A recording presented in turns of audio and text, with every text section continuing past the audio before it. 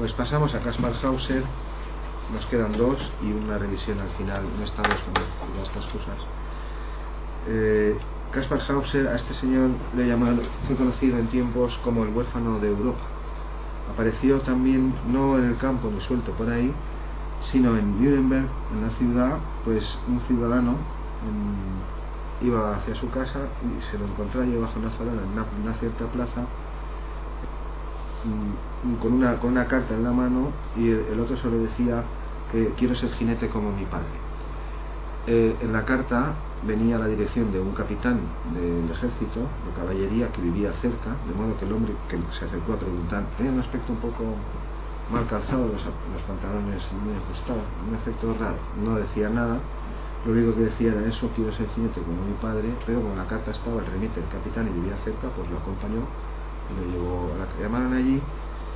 Y abrió el sirviente, el capitán no estaba en ese momento. Todas las preguntas que se le hacían siempre tenían la misma respuesta: no sé, no sé.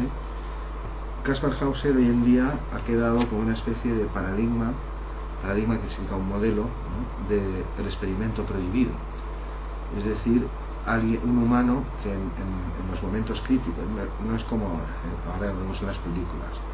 Yo ya soy adulto, ya he aprendido las cosas, me encierran, me torturan, pero yo sobrevivo, y al cabo de 15 años vienen a liberarme, y yo, con todos los traumas que he acarreado, pero yo sigue siendo yo. El problema es en las edades tempranas, en periodo crítico.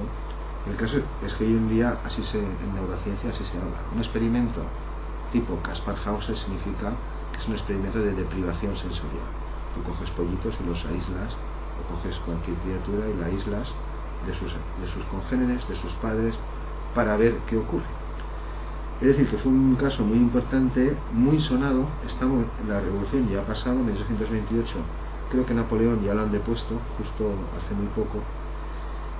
Bueno, el caso es que este hombre no estaba el capitán, y entraron allí, le intentaron dar, pues claro, algo de comer y eso, pero el hombre, la carne y la cerveza le daba espasmos y vómitos, y que eso no podía.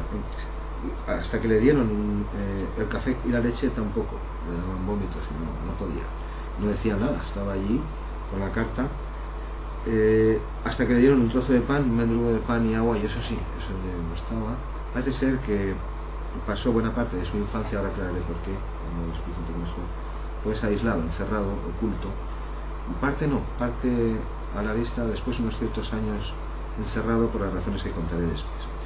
En cualquier caso, los pantalones eran de calidad, llevaba una capa fabricada en Múnich, llevaba también una llave, un poco de oro en polvo, unos trapos, o algo así, en el petate que llevaba además, un rosario, un manuscrito con oraciones católicas y folletos de peregrinos del sur de Alemania, católicos también, entre ellos uno que se llamaba El arte de recuperar el tiempo perdido y los años mal empleados. En la carta que llevaba alguien, ella dice que era su madre, era una mujer que se lo habían dejado una noche a la puerta de su casa, que no era hijo suyo, pero que ella lo había cuidado como hijo suyo, le había intentado dar una educación como los demás, no es cierto todo lo que dice ahí, pero en fin, que lo había educado como un hijo más, pero que nunca le había dejado de salir de casa, de modo que era inútil preguntarle por dónde había venido, quién le había traído, porque nunca había salido de casa, y además que había sido sacado de casa de noche. Todo eso decía en la carta. Y que al cumplir los 17 años, que era brillante, que aprendía cuando se lo enseñaba, y que al cumplir los 17 años pues se le había dejado allí con una carta dirigida al que había sido su padre, que era un capitán del mismo regimiento al que le estaban dirigiendo. Es decir, no era este capitán, pero su padre, según la autora de la carta, era un capitán que ya había muerto, de ese mismo regimiento, de modo que esperaba que el otro, pues por compañerismo o algo, pues bueno, le buscase una acogida o lo derivase a alguna institución o algo. La cuestión es que el capitán al final regresó a casa, le contaron el asunto, al otro le habían dado el mendrugo, le habían llevado al establo, y al ver la paja se había echado allí y se había quedado como un santo, durmiendo tan tranquilo. El capitán regresó y se fue con él a la comisaría, y casi fue peor, porque claro, al llegar a la comisaría, todas las preguntas que intentaban hacerle, y el comisario de todos siempre, no sé. En un momento le dieron un papel y pluma, y lo único que escribió fue Kaspar Hauser, que se supone que era su nombre.